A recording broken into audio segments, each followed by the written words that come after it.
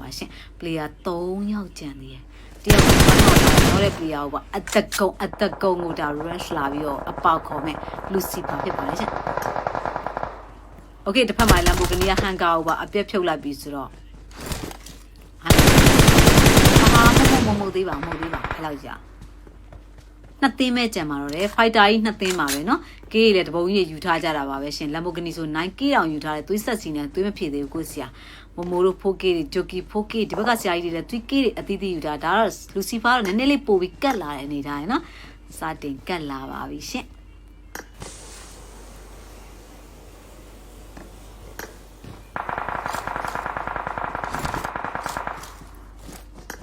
high ground ကြီးကကွာပန်းသီးတွေတလုံးကိုမှလည်းပန်းသီးရှိရဟိုမှလည်းပန်းသီးရှိရမပြစ်ဘူးပြစ်သားကြီးပန်းသီးဆိုအိမ်တယ်ဝါမှလည်းမဟုတ်ဘူးအေးအဲ့မှလေ तू ကအရင်လက်ဦးရတာပေါ့အော်ရှော Okay ပါလုံးမှလည်းရှင်ဆရာတို့ကိုလူကြီးနော်ပါလေအပေါက်ခေါ်တာအင်းချပါနော်အိမ်ချက်တွေကတွေ့တဲ့အတိုင်းပဲနော်ကြောက်စရာကြီးတွေပါနောက်ထပ်ပန်းသီးတစ်လုံးလှမ်းပစ်ဖို့အတွက် Lamborghini ချိန်ရွယ်နေတဲ့အနေထားမှာနော်ကဲလို့ပဲပြောပါတယ်ရှင်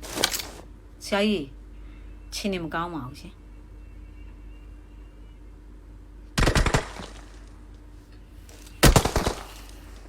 စုံလဲလာတော့မယ်ဒါပြီးတိုင်းနာမမိုပန်းသီးပစ်ထည့်တော့မယ်တာကြီး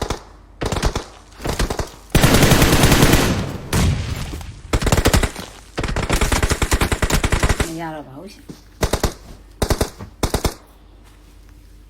ကဲသားယူ chicken sour ရဲ့တင်ဖြစ်ပါတယ်ရှင်မလို့ကြွတကောင်ကြွလားနှစ်ကောင်ကြွလားမသိနော်တကောင်ကြွလားကေးမရပါဘူးရှင်နော်ဆရာကြီး Lamborghini ကတော့ 11k ပါဒါမူကတော့ 5k နဲ့ Jockey က 4k နဲ့ chicken sour ရဲ့တင်ဖြစ်ပါတယ်ရှင် second winner ဖြစ်တဲ့ Alobi clan ဆရာကြီးတွေလည်းနော် CIH တို့နော် Zin တို့ 2k တွေကွာ